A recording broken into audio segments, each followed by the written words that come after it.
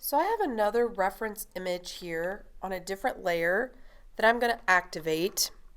I'm also going to change the opacity of it so I can see through to the image. I've decided I want to use this image for the nose shape. So as we can see, this nose shape is an upside down heart.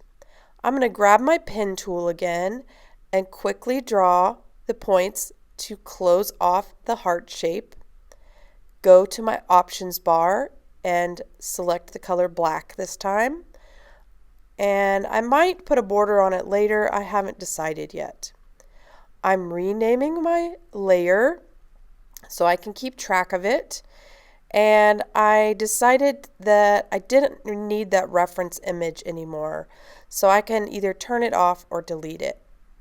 I went to Edit, Free Transform, and I'm increasing the size of the heart shape that I drew to work for the skull nose. I really had a difficult time deciding where to put this, so I kind of moved it around several different times throughout the tutorial.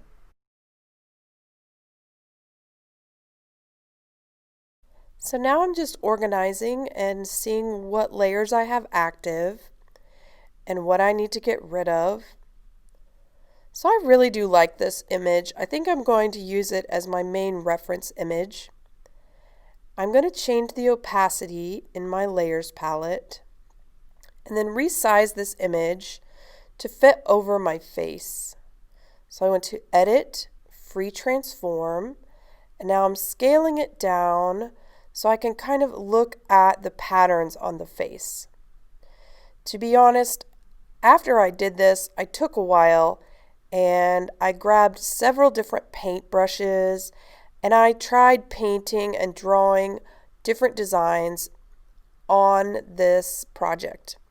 So I did that and I tried color overlays and many different things, and then I decided I wanted a more intricate look.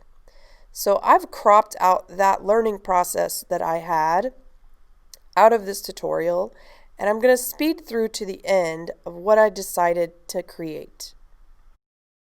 So this was my final image, and as you can see, it's much more detailed than the cartoon sugar skull that I started out with. I ended up going out online and finding me some clip art of ornate flowers and scroll designs that I decided to use in multiple layers. I added lots of outlines and pops of color along with my photographs. I also used some opacity and blending modes within my layers to create this look. You can go many different directions with your sugar skull design, but this is just one way to make it happen. So to save time for hand drawing all of the designs on my sugar skull, I went to Google Images and I went on a search for flower designs. I even narrowed my search to royalty-free and copyright-free images, but I just wasn't quite finding what I wanted. And along the way, I stumbled on some great websites that I want to share with you. There are many more out there.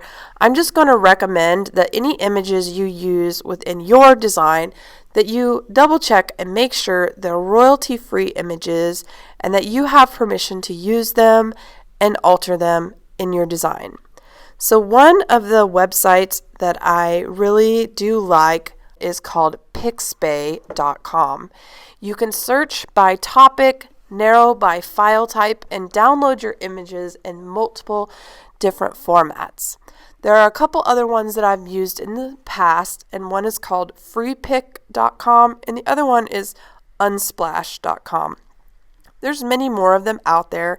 If you need help finding resources for your clip art for your design, just let me know. So after you found the image that you want, you click on it, download it to your desktop or your downloads, then it can be saved on your Google Drive in your project folder and also imported in Photoshop to move and manipulate. Alright, now we're back in Photoshop and I went to File, Place Embedded. I've searched for an image that I want to place in my design. I click Place, And the image comes in with the transformation handles already on it. So at this point, I can resize and rotate and change it to the size that I want.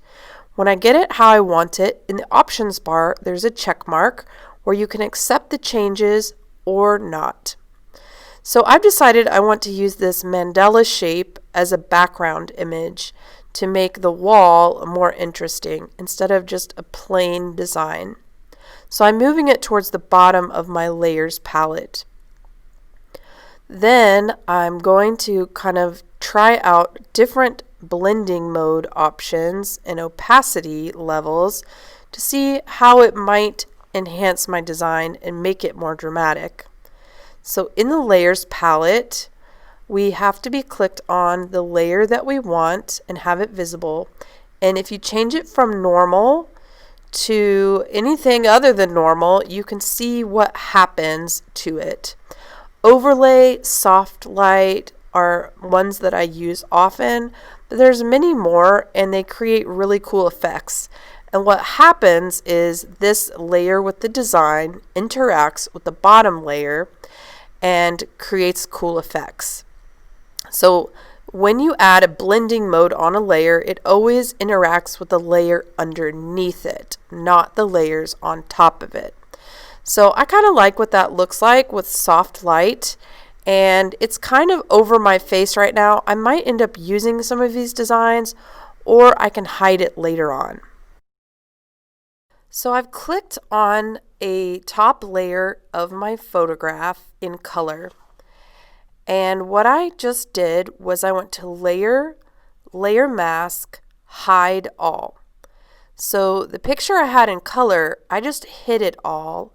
And what I'm going to do is use a soft paintbrush with white paint, and I'm going to paint on what I just created, a layer mask. So if you look really close at the layer with my colored photo on it, it has a black square next to it. What that means is it has a mask on top of it that's hiding the picture. And whatever I paint white on, parts of the picture will show back up. So I'm strategically trying to bring back my natural eye color through the picture. So I used one of our new ring lights out of the photo studio to take this picture. So that's how I got that really cool ring around my eye, because I was using a ring light. So anyway, I'm trying to get the right paintbrush size, and I'm just going to paint over my eyes.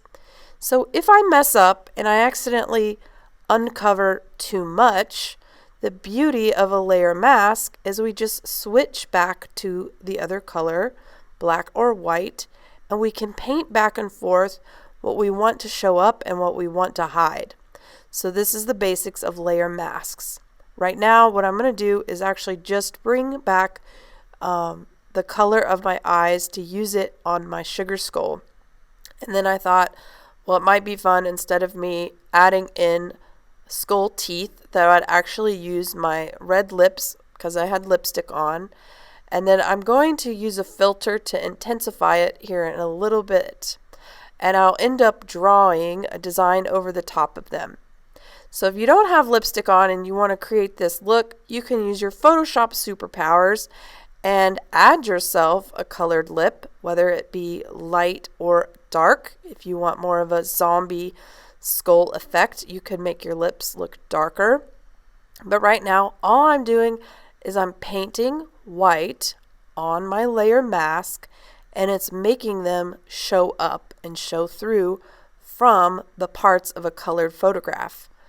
But what we are mainly seeing is the black and white photograph underneath it. So this is the beauty and the power of Photoshop, is all these layers working together to create a unique and interesting look.